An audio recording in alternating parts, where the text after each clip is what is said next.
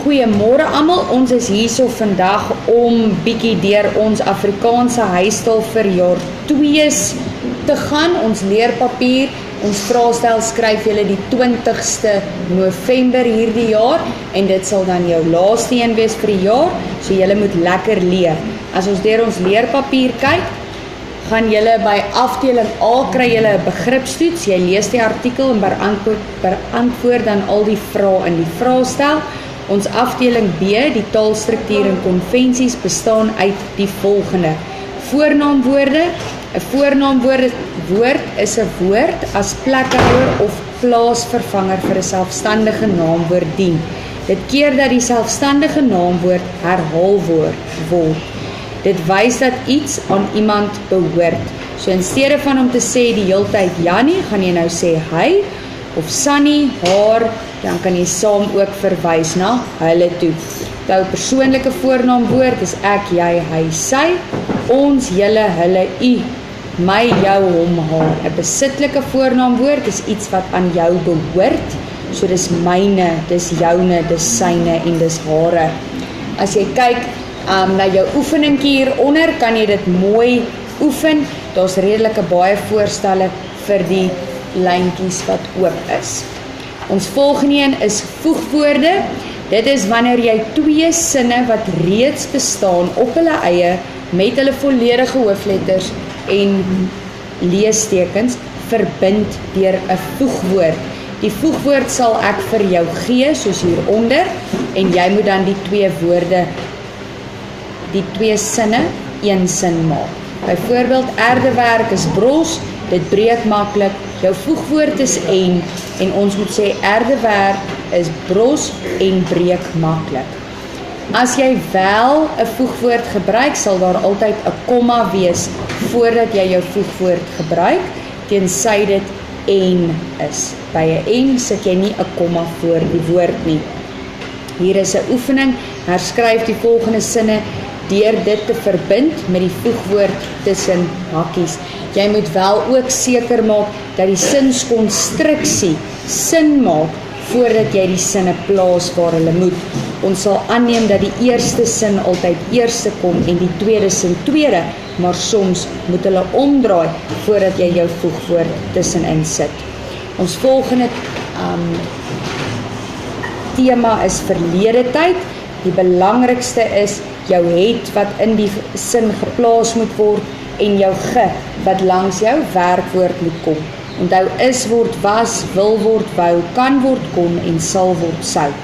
As jy skeibare werkwoorde kry soos afskakel, hulle skakel die selfone af, dan sal jou ge tussen die twee skeibare werkwoorde kom. Hulle het die selfone afgeskakel. Die man het teen die muur opgeklim. Verlede tyd vertel ons van 'n aksie wat reeds plaasgevind het. Het word in die sin bygevoeg. Die werkwoord kry 'n ge vooraan en die werkwoord skuif na die einde van die sin. Daar is vir jou sinnetjies wat jy kan doen as oefening en van dit het ons al reeds in ons boeke gedoen. Ons volgende tema is sinonieme. Sinoniem staan vir selfde. Dit is dieselfde woord, ander woord, maar selfde betekenis. Byvoorbeeld mooi, pragtig, storie, verhaal, striweling is 'n risie, taak is 'n opdrag, teenstander, opponent, om te pleit met iemand, soebat jy iemand. As jy oorent is jy regop en as jy perfek is jy volmaak. Dan gaan ons oor na antonieme toe. Antonieme is teenoorgestelde of dit is anders. So, dit is die teenoorgestelde van 'n woord. Jy's mooi of jy's lelik. Jy's lank of jy's kort. Jy het armoede of jy het rykdom. As ons kyk na ons volgende tema, is dit die titel, die gedigte wat ons gedoen het. Dit is ook in jou boek. Ons het dit nou onlangs gedoen. Ons het ook daarin verduidelik met 'n video wat ek vir jou gegee het oor gedigte. Jy kry 'n titel, is die naam van 'n gedig. Jou digter is die persoon wat hom geskryf het. Dan kry jy vers reëls. Jou vers reëls soos wat ek vir jou in 'n oulike videoetjie gewys het, is lyntjies, is die lyntjies wat in 'n gedig voorkom. Wat jy wel kry is vers reëls word bymekaar geskryf en jy kry verskillende groeperings van vers reëls soos volg en hulle word strofes genoem. So dis vers reëls in groepies. Jy kry verskillende strofes, 2 lyntjies, 2 vers reëls bymekaar word 'n couplet genoem.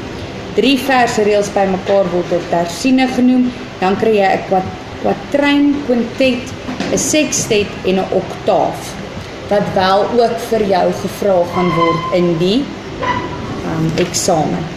Dan kry jy figuurlike betekenisse en letterlike betekenisse, soos wat ek vir jou verduidelik met die emmer. Kry jy letterlik is presies wat bedoel word en figuurlik is 'n verbeelding. Die verskil tussen 'n vergelyking en 'n metafoor is, by 'n vergelyking sal dit vir jou die woorde soos, as of, net soos, nes of as in hê, waar 'n metafoor 'n direkte vergelyking maak met die beeld. Soos byvoorbeeld, jy lyk nes 'n sonneblom, jy is 'n sonneblom. Personifikasie is wanneer persoonlike eienskappe aan dooie voorwerpe gegee word, soos byvoorbeeld die muur lag vir my. 'n Muur kan nie lag nie, maar jy gee tog 'n persoonlike menslike eienskap vir 'n muur. Alliterasie, die L het ek vir jou gesê kan amper soos 'n k lyk vir konsonante. Dit is waar daar 'n groepering van konsonante bymekaar is. Byvoorbeeld, laat ek hom net gou hierso kry. Byvoorbeeld, termiete trap tydelik tand. Assonansie is wanneer dit vokale is wat bymekaar gegroepeer is, soos byvoorbeeld amper na op ander aarde. Rym is wanneer gedigte is bekend daarvoor om te rym die laaste woordjie wat gerym is, en dan kry jy verskillende rymskemas, soos wat ek vir jou gewys het. 'n Rymskema as lyntjie 1 en 2 met mekaar rym en 3 en 4, dan is dit paarrym. Jy kry gebroke rym is A, B, A, C. Kruisrym is wanneer 1 en 3 en 2 en 4 met mekaar rym. Daar kruis hy omarmde lyn, rym lyk soos 'n armpie. Vrye vers het geen rymskema nie, en dan slagrym is al die lyntjies is dieselfde. En dan die laaste een was onomatopee, wat ons gesê het, dit is wanneer klanke gebruik word om iets te beskryf.